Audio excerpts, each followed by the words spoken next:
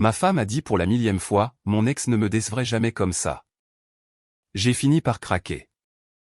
Alors peut-être que tu as épousé la mauvaise personne. Elle est devenue blême. J'ai continué, heureusement pour toi, je peux réparer cette erreur. Le numéro de l'avocat spécialiste du divorce était déjà dans mes contacts favoris. Moi, 34 ans, homme, je suis marié à ma femme, 32 ans, depuis 6 ans, et nous sommes ensemble depuis 8 ans au total. Nous n'avons pas d'enfants, ce qui, avec le recul, semble être la seule décision intelligente que nous ayons jamais prise ensemble. Laissez-moi vous brosser un tableau de ce à quoi mon mariage a ressemblé. Chaque dispute, chaque désaccord, chaque petit inconvénient, il était là, le fantôme des petits amis passés. Son ex, le gars avec qui elle est sortie pendant 2 ans à la fac avant qu'il ne déménage à l'autre bout du pays pour un travail et qu'il ne rompe d'un commun accord. Elle disait qu'elle l'avait oublié. Disait que c'était de l'histoire ancienne. Disait qu'il s'était éloigné et qu'il n'y avait pas de rancune. Mais il n'a jamais vraiment quitté notre mariage. Oublié de passer prendre les vêtements au pressing. Mon ex se souvenait toujours de tout. Il avait cette incroyable mémoire des détails. Pas envie d'aller au 3e mariage de sa cousine? Mon ex adorait mes événements familiaux. Il appréciait vraiment de passer du temps avec mes proches au lieu de faire comme si c'était une torture. Acheter la mauvaise marque de lait d'amande? Mon ex savait exactement ce que j'aimais sans que j'aie besoin de le lui épeler. Obtenu une promotion, mais l'augmentation n'était pas aussi importante que prévu? Mon ex était si ambitieux. Il était déjà directeur principal à 30 ans. Je jure devant Dieu, si j'entendais, mon ex, une fois de plus, j'allais perdre la tête. Et mardi dernier, c'est finalement arrivé. Nous dînions. J'avais cuisiné rien d'extraordinaire, juste des pâtes avec une sauce maison, quelque chose que je fais depuis des années et qu'elle adorait. Adorait, étant les mots-clés ici. Elle a pris une bouchée, a fait une grimace comme si je lui avais servi des ordures, et a dit, c'est tellement fade. Tu sais, mon ex faisait cette bolognaise incroyable, digne d'un restaurant. Lui, il savait vraiment comment assaisonner les choses correctement. J'ai posé ma fourchette. Je l'ai déposée très soigneusement à côté de mon assiette. J'ai senti quelque chose basculer en moi.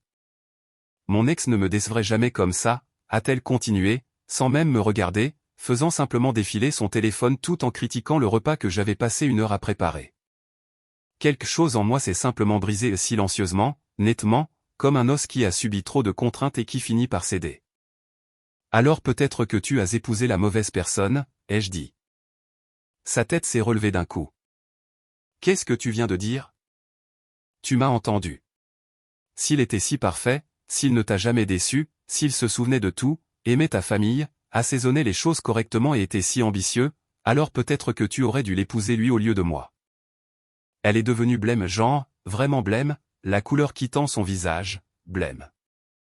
Je n'avais jamais vu cette expression sur son visage auparavant. Heureusement pour toi, ai-je continué, en gardant ma voix complètement calme, je peux réparer cette erreur. Tu n'as plus à être coincé avec le décevant bonhomme que je suis. Je me suis levé, j'ai emmené mon assiette à la cuisine, je l'ai vidée dans la poubelle et je suis allé dans mon bureau. J'ai fermé la porte, je me suis assis à mon ordinateur et j'ai envoyé un courriel à mon avocat spécialiste du divorce. Oui, j'en avais déjà un. Je l'avais consulté il y a 8 mois pendant une période particulièrement difficile où elle avait comparé ma trajectoire de carrière de manière défavorable à celle de son ex pour ce qui m'a semblé être la 100e fois. Il m'avait expliqué les bases, m'avait dit à quoi m'attendre selon la loi française, m'avait donné sa carte et m'avait dit, appelez quand vous serez prêt. J'étais prêt. Elle ne m'a pas suivi cette nuit-là. Je pense qu'elle était trop choquée. Au moment où elle est venue se coucher, je faisais semblant de dormir. Elle n'a pas essayé de me réveiller, n'a pas cherché à me toucher, elle est juste restée allongée là, dans le noir. Je pouvais l'entendre respirer lourdement, comme si elle essayait de ne pas pleurer. Je m'en fichais. Le lendemain matin, j'étais levé et habillé avant qu'elle ne se réveille. Je suis parti travailler sans dire au revoir. Elle m'a envoyé un texto vers 10 heures du matin. À propos d'hier soir. Je pense qu'on doit parler. J'ai répondu, je suis d'accord. Nous devrions parler de la procédure de divorce ce soir. Elle a appelé immédiatement. J'ai refusé l'appel et lui ai envoyé un texto, je suis au travail. On pourra en discuter ce soir.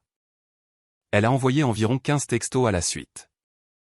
J'ai arrêté de lire après les premiers, quelque chose sur le fait que je surréagissais de manière dramatique, qu'elle ne le pensait pas comme ça, et que j'étais mesquin pour rien du tout. Mesquin pour rien du tout. Après 6 ans à être comparé à un type avec qui elle est sortie pendant 24 mois quand elle avait 23 ans. J'étais mesquin. J'ai rencontré mon avocat pendant le déjeuner. Je lui ai dit que je voulais procéder immédiatement. Il a tout exposé, la procédure en France exige une période de réflexion avant qu'un divorce puisse être finalisé. Il y a la question de la maison. Nous en sommes tous les deux propriétaires, nos deux noms sur l'hypothèque, le partage des biens, toutes ces choses amusantes. Voici le point sur nos finances, nous avons gardé les choses principalement séparées. Elle a ses comptes, j'ai les miens. Nous partagions l'hypothèque et les factures proportionnellement à nos revenus. Je gagne environ 40% de plus qu'elle, donc j'ai toujours payé la plus grande part. La maison que nous avons achetée ensemble a bien pris de la valeur au fil des ans. Nous repartirions tous les deux avec une somme décente si nous la vendions. Je n'essayais pas de l'arnaquer. Je voulais juste partir. Proprement, équitablement, et c'est tout. Ce soir-là, elle m'attendait quand je suis rentré à la maison. Elle avait clairement pleuré, yeux rouges, visage bouffi, des mouchoirs partout.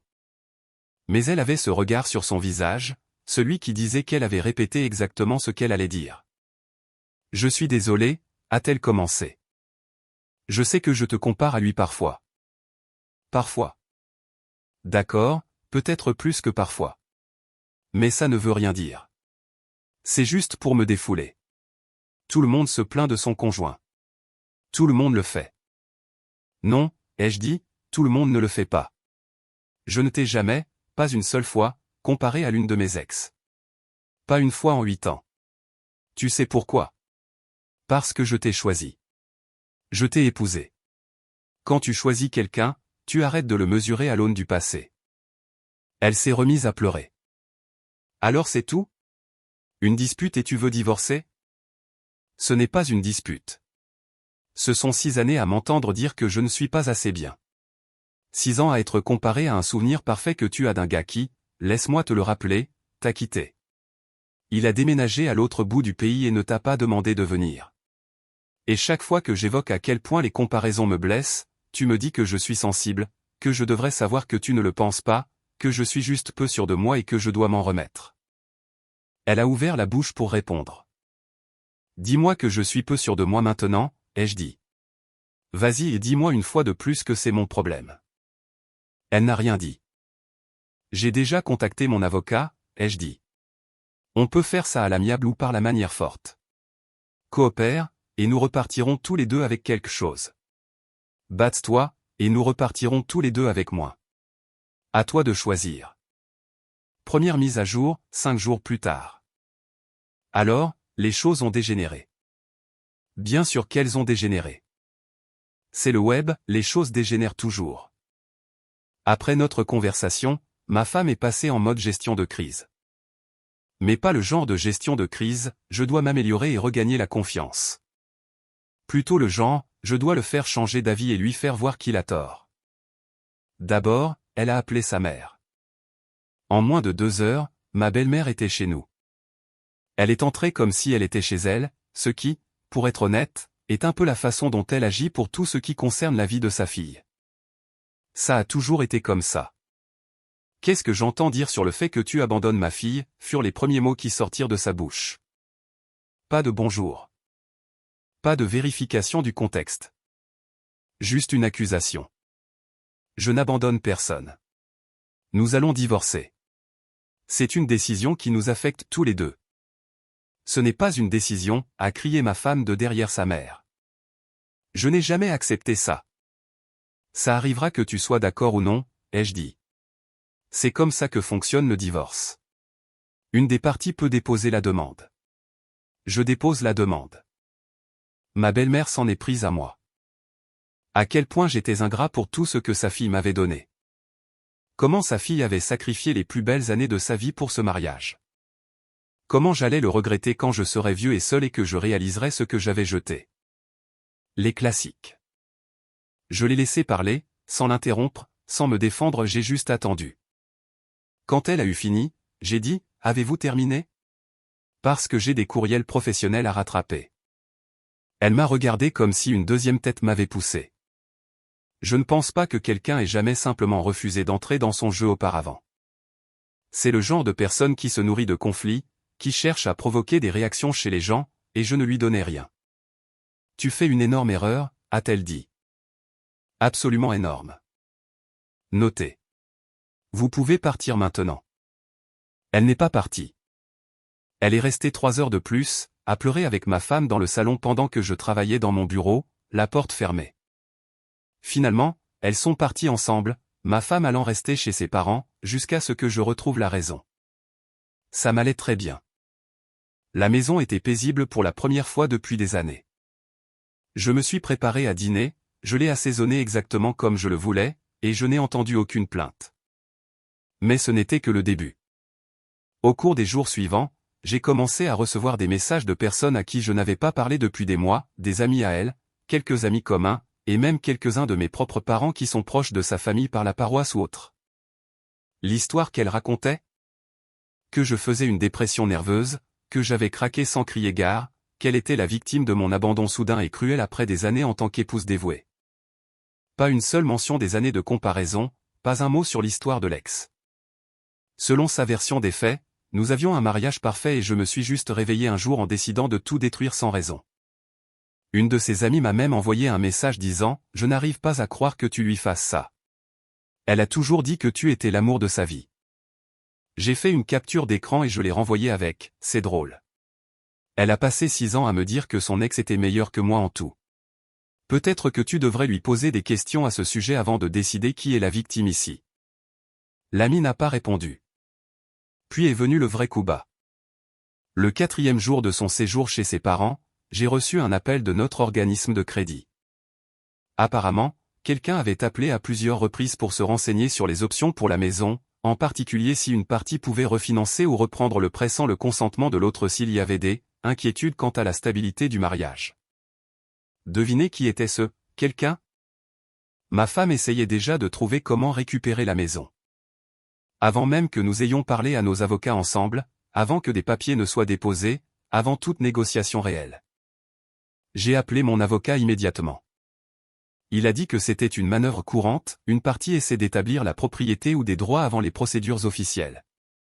Il m'a conseillé de tout documenter et de ne surtout pas quitter la maison, car la possession physique compte dans ces situations. Ce soir-là, sa mère m'a appelé directement, pas ma femme, sa mère. Je pense que nous devrions parler, dit-elle, d'adulte à adulte, sans tout ce drame. D'accord, je vous écoute. Ma fille a fait des erreurs. Je comprends ça. Je ne dis pas qu'elle est parfaite, mais tu es en train de jeter un bon mariage par fierté blessée. Avec tout le respect que je vous dois, vous n'avez aucune idée de ce qu'a été mon mariage de l'intérieur. Je sais que ma fille t'aime. Vraiment ? Parce que depuis 6 ans, tout ce que j'entends, c'est à quel point son ex était meilleur en tout. Chaque chose que je fais est comparée à lui et jugée insuffisante. C'est à ça que ressemble l'amour pour vous ? Silence. Je ne le pensais pas, ai-je dit. Elle est sous pression. Son travail a été stressant, et vous savez qu'elle a toujours eu des problèmes d'insécurité, et j'ai passé 6 ans à être patient avec ça. 6 ans à ne jamais la comparer à qui que ce soit. 6 ans à essayer d'être compréhensif et de la soutenir. J'en ai assez. Je ne suis pas un centre de réhabilitation pour ses insécurités. Je suis censé être son mari. Sa mère s'est mise à pleurer au téléphone. S'il te plaît, donne-lui juste une chance de plus. Elle ira en thérapie. Elle travaillera sur elle-même. Elle le promet. Elle devrait absolument aller en thérapie. Ce serait bon pour elle. Mais elle devrait le faire pour elle-même, pas pour sauver le mariage qu'elle a passé 6 ans à saper. J'ai raccroché. Cette nuit-là, j'ai reçu un texto d'un numéro inconnu. Juste une capture d'écran. C'était tiré des réseaux sociaux de ma femme, une publication d'il y a 3 ans, une photo d'elle et de son ex au mariage de quelqu'un, bien habillé, se tenant proche, avec une légende sur le fait de tomber sur de vieux amis, et comment certaines connexions ne s'estompent tout simplement pas. Je n'étais pas au courant de cette publication. Elle n'avait jamais mentionné l'avoir vu, jamais. Le texto avec la capture d'écran disait simplement « Je pensais que tu devrais savoir qu'ils ont été en contact plus qu'elle ne l'a admis. Désolé, mec. Je ne sais pas qui l'a envoyé. Je m'en fiche un peu. » Ce qui importait, c'était ceci, elle avait secrètement rencontré ce gars, le gars à qui elle me comparait constamment, le gars dont elle ne se taisait jamais, et elle ne m'avait jamais mentionné une seule de ces rencontres. Deuxième mise à jour, 12 jours plus tard. D'accord, alors la semaine dernière a été absolument folle. Après avoir découvert le contact secret avec son ex, j'ai fait quelques recherches. Pas de l'espionnage, juste en regardant des choses que je n'avais jamais pensé à regarder avant, ces comptes de réseaux sociaux, auxquels je n'avais honnêtement jamais prêté beaucoup d'attention, notre stockage en nuage partagé où les anciennes photos étaient sauvegardées automatiquement, des choses comme ça. Ce que j'ai trouvé m'a retourné l'estomac. Au moins 4 occasions distinctes au cours des 3 dernières années où elle avait vu son ex, en tant qu'amie. Des dîners, des cafés, une fois un concert alors que j'étais en voyage pour le travail. Tout cela complètement caché de moi. Tout cela arrangé par des messages qu'elle pensait privés. Était-ce une tromperie physique? Je ne sais pas. Peut-être pas. Probablement pas. Mais émotionnel? Les fragments de messages que j'ai pu voir étaient révélateurs, beaucoup de « nos conversations me manquent » et « tu m'as toujours comprise d'une manière que personne d'autre ne fait » et « parfois je me demande à quoi la vie aurait ressemblé ». J'ai fait des captures d'écran de tout ce à quoi je pouvais accéder et les ai envoyées à mon avocat. Il a dit que cela renforçait considérablement ma position, surtout si elle essayait de prétendre que j'abandonnais un mariage aimant sans raison. Puis elle est revenue à la maison non pas pour se réconcilier, mais pour prendre certaines de ses affaires, a-t-elle dit. Mais elle avait aussi un objectif précis, me convaincre d'essayer une thérapie de couple au lieu de sauter directement au divorce. Une chance, a-t-elle dit. Donne-moi juste une vraie chance de réparer ça. 3 mois. Si rien ne change, alors d'accord. Tu as rencontré ton ex dans mon dos pendant 3 ans, ai-je dit catégoriquement, tout en me comparant constamment à lui en face. Ce n'est pas quelque chose que 3 mois de thérapie peuvent réparer. Elle est devenue blanche. Comment sais-tu, peu importe comment. Ce qui importe, c'est que tu as menti pendant 3 ans tout en me faisant sentir comme une ordure parce que je n'étais pas lui. Il ne s'est rien passé. Je te jure devant Dieu, rien de physique, jamais. Je me fiche que ce soit physique. Tu m'as caché une relation entière, une relation avec la personne exacte à qui tu n'arrêtes pas de me comparer. Comment suis-je censé faire confiance à un seul mot qui sort de ta bouche? Elle n'avait pas de réponse à cela. Elle est partie avec certains de ses vêtements et effets personnels. Je ne l'ai pas arrêtée, je n'ai pas réagi à ses pleurs, à ses excuses ou à ses promesses de faire tout ce qu'il faudra. Je l'ai juste regardé faire ses valises et je l'ai laissé partir. 2 jours plus tard, sa mère s'est présentée à mon lieu de travail. Oui, à mon vrai travail, l'endroit où je gagne le revenu qui a payé la plus grande partie de notre maison. Je travaille dans un bureau professionnel, tenue de ville correcte, open space, des clients qui passent de temps en temps. Et voilà ma belle-mère, qui passe devant la réception en exigeant bruyamment de me parler pour une « urgence familiale ». Mon responsable est venu à mon bureau avec une expression confuse, du genre « il y a une femme ici qui prétend être ta belle-mère. Elle dit que c'est urgent. Dois-je appeler la sécurité ?» Je suis allé dans le hall et j'ai dit à ma belle-mère, très calmement et à voix basse, que c'était mon lieu de travail et qu'elle devait partir immédiatement. Pas avant que tu n'acceptes de t'asseoir avec ma fille comme un adulte rationnel. Vous vous ridiculisez, ai-je dit. Et vous ridiculisez votre fille. Venir sur le lieu de travail de quelqu'un est du harcèlement. Partez maintenant ou je ferai escorter par la sécurité et je déposerai un rapport officiel. Elle est partie, mais non sans dire assez fort pour que la moitié du hall l'entende, tu vas regretter d'avoir traité ma famille de cette façon. Mon responsable m'a demandé après si j'allais bien. Je lui ai donné la version courte, je traverse un divorce difficile, la famille de ma femme ne l'accepte pas et se comporte de manière inappropriée. Il a été compréhensif. Il m'a dit de le prévenir immédiatement si elle revenait. Cette nuit-là, j'ai documenté l'incident au travail en détail et l'ai ajouté à mon dossier. Mon avocat a dit que c'était utile, que cela montrait un schéma de harcèlement et de violation des limites. Puis est venu le coup que je n'avais vraiment pas vu venir. Son ex m'a contacté. Pas par un texto anonyme cette fois-ci directement. Un message privé sur les réseaux sociaux avec son vrai profil, son vrai nom. Son message était court. Salut, j'ai appris par des amis communs que toi et ta femme êtes en train de divorcer. Je veux que tu saches que rien de physique ne s'est jamais passé entre nous pendant que vous étiez mariés. Elle m'a contacté quelques fois au fil des ans, et j'aurais probablement dû mettre un terme à ça plus fermement, mais je ne pensais pas que c'était mon rôle d'interférer. Je suis désolé. Pour ce que ça vaut, elle parlait beaucoup de toi quand on se voyait. Principalement pour se plaindre, pour être honnête. Je me suis toujours demandé pourquoi elle t'avait épousé si elle était si malheureuse. Bref, je pensais que tu méritais de connaître toute l'histoire. J'ai fixé ce message pendant un long moment. Puis j'ai répondu, merci de me le dire. Une question, a-t-elle déjà mentionné qu'elle me comparait à toi constamment, genre, quotidiennement? Il a répondu, oui, elle en a parlé quelques fois. Elle disait que c'était sa façon de te motiver à être meilleur, de te pousser à t'améliorer. Je lui ai dit sans détour que c'était tordu et que ça se retournerait contre elle. Elle n'a pas voulu l'entendre. Me motiver. En me disant constamment que je n'étais pas assez bien.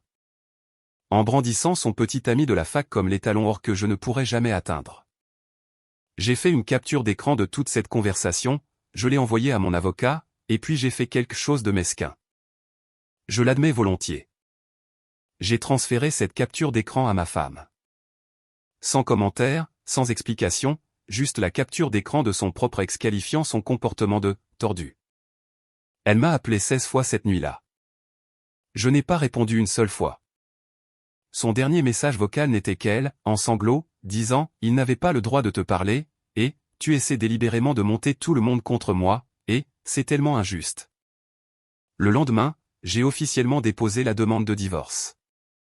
Mise à jour finale, 3 semaines plus tard. Alors, c'est fait.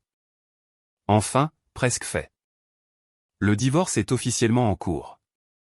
La loi française exige une période de réflexion, donc il ne sera pas finalisé avant quelques mois, mais la demande est déposée, nous nous sommes mis d'accord sur les termes par l'intermédiaire de nos avocats, et la maison est en vente.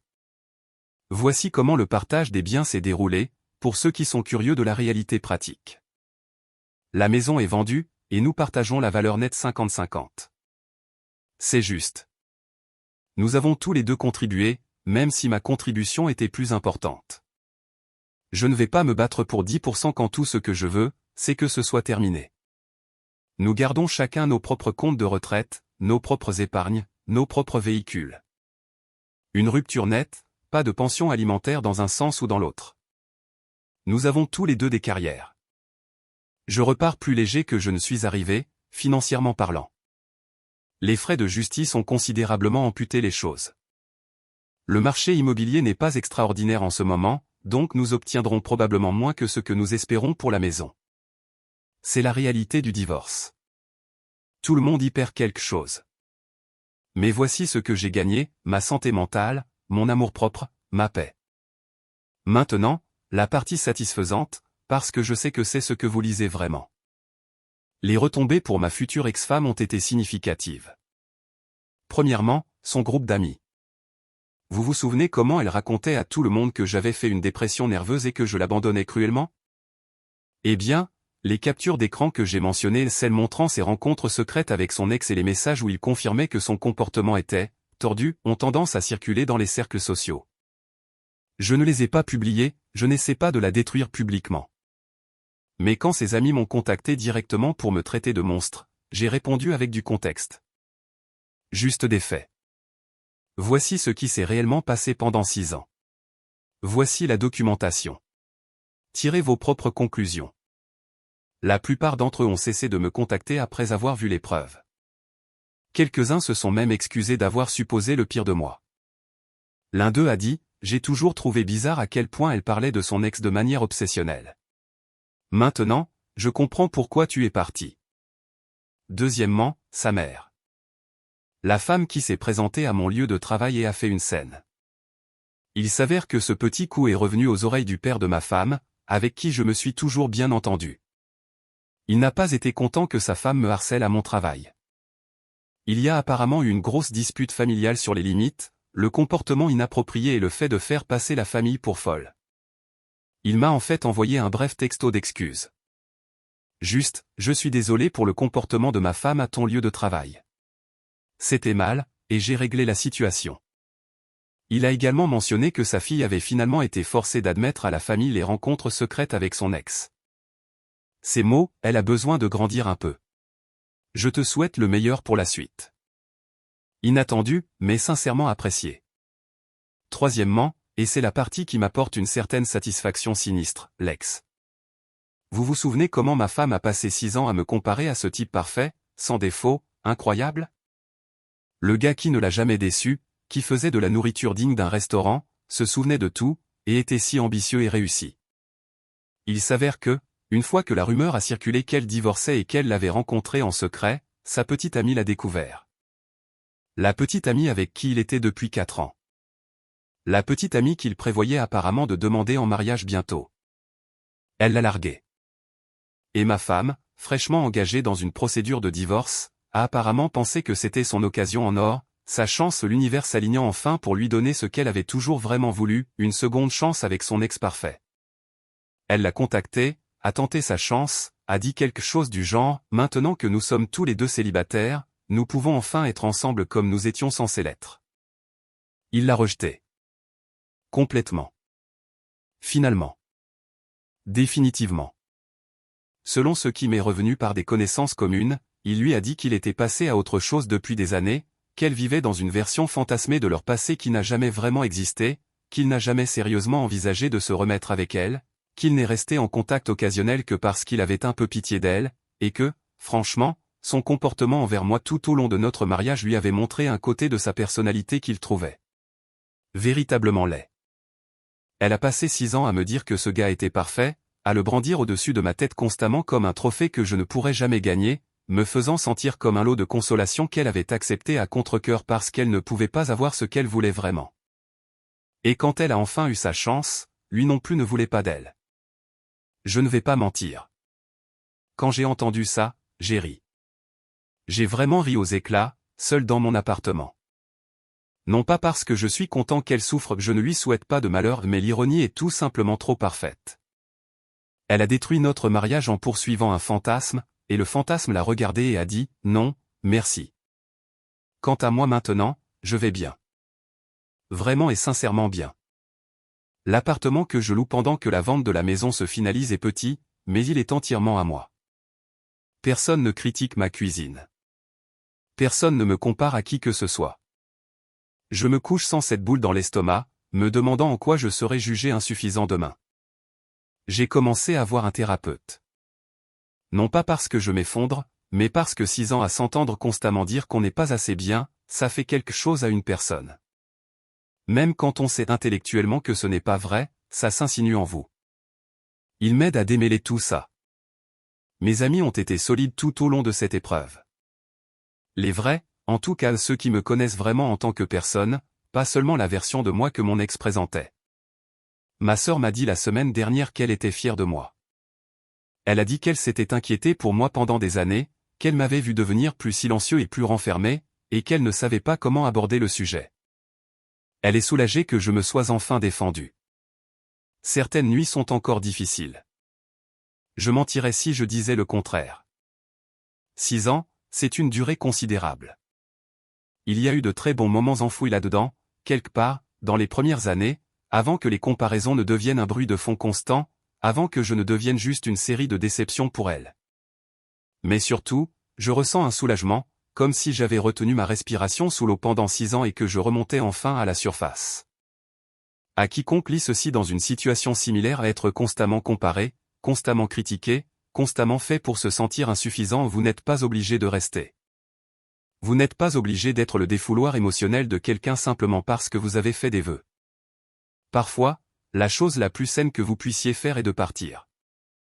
Et parfois, s'il y a une justice, la personne qui vous a fait sentir si petit découvre que l'herbe n'est pas plus verte ailleurs. C'est juste une herbe différente. Et personne d'autre ne tolérera ces bêtises pour toujours non plus. Les pâtes que je me suis faites hier soir étaient excellentes.